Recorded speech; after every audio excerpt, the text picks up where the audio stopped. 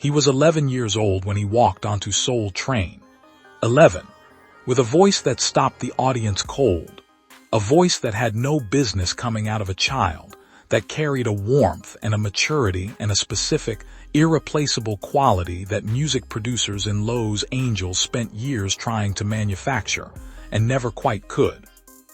Foster Sylvers died on May 30, 2026, from prostate cancer that had metastasized to other parts of his body. He was 64 years old. He died in hospice care in Memphis, Tennessee, the city where he was born, where his story began, and where it ended. The cause of death is confirmed. The family kept the illness private in the final months.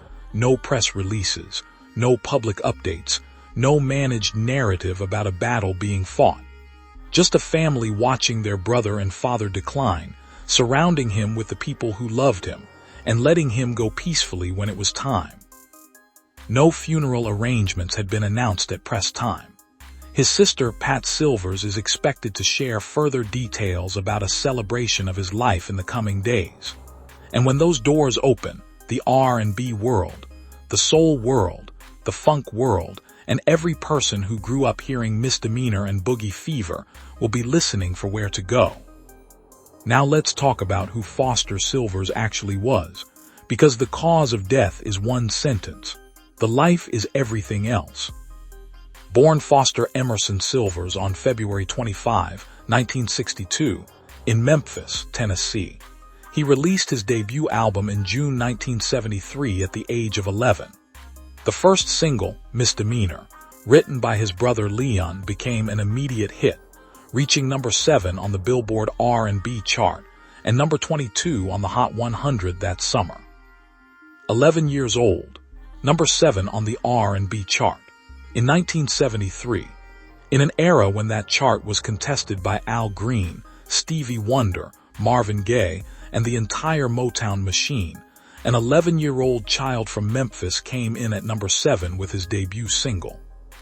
The single's success brought Foster to national television, with appearances on American Bandstand and Soul Train following in short order. American Bandstand, Soul Train. In 1973, as a child, the cameras loved him not just because of the voice but because of the presence. The specific, magnetic ease of a boy who had been making music since before he could fully understand what music was for, and who performed with the confidence of someone twice his age and 3 times his experience. And then the Sylvers, the family group that became one of the most beloved acts of the entire decade. After 2 solo albums, Foster joined his siblings in the expanding family group in time for the act's greatest success, singing lead or co-lead on several songs during the period when the Sylvers regularly topped the charts with songs like Boogie Fever and Hotline. Boogie Fever, number 1 in 1976. The song that has never once left a playlist, never once failed to make a room respond the moment the opening groove drops. The song that was Foster's voice, his specific warmth, woven into one of the most enduring recordings in the history of American popular music. A particularly strong bassist, Foster Sylvers spent much of the 1980s supporting other artists, performing with Dynasty, Evelyn King, and others.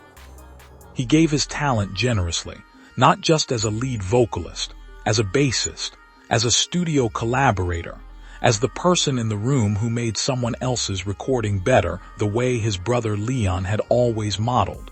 The music came first. The credit was secondary. But wait, let me ask you something. Have you ever followed a child star, watched their career unfold from a remarkable beginning, and then watched the industry move on from them without fully acknowledging what they gave? Because Foster Sylvers is one of the clearest examples in R&B history of what happens when a child prodigy ages out of the specific window that made them famous. The voice that stopped Soul Train at 11 could not stay 11. The boy became a man. The man made music that was genuinely good, but the world had already moved on to the next sensation. And he spent the decades that followed working, contributing, collaborating, without ever quite getting back to the mountaintop that Misdemeanor put him on at 11 years old. Foster Sylvers ran into significant legal problems in the mid-1990s and served time in prison. His career was quieter after that, though he occasionally spoke publicly about his career and growing up as a child star. He spoke about it, honestly, the complications of fame in childhood, the specific challenges of building an identity when your most public version was formed before you were old enough to choose it. And his music never went away. Misdemeanor kept playing. Boogie Fever kept playing. His catalog stayed on repeat not because of nostalgia alone, but because the music was genuinely, timelessly good. A musician who worked closely with Foster in his later years wrote, "I watched you fight this thing in the last 2 times I saw you, already missing our talks on everything, and the way you beamed with pride when I came to town to work with you."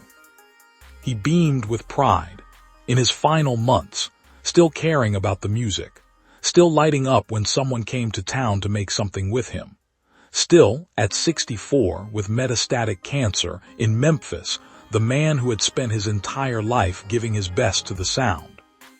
His daughter Erin wrote on Facebook simply, "Rest well, Daddy." Rest well, Daddy. From the daughter of the boy who went to number 7 on the R&B chart at 11 years old and spent the rest of his life in service to music, in recording studios, on stages, as a collaborator, as a bassist, as a voice that belonged to the soundtrack of a generation. Foster's passing is the latest tragedy to affect the Sylvers family. Brother Edmund Sylvers died from lung cancer in 2004. While youngest brother Christopher Sylvers died in 1985 at just 18 years old. 3 brothers gone, 3 losses across 4 decades for a family that gave everything to the music. And still, the remaining Sylvers family is gathering in Memphis, preparing the celebration of life, preparing to honor the last version of a boy who walked onto Soul Train at 11 with a voice that stopped everyone cold. Foster Sylvers, February 25, 1962, May 30, 2026, aged 64. Rest well, Foster. Thank you for watching.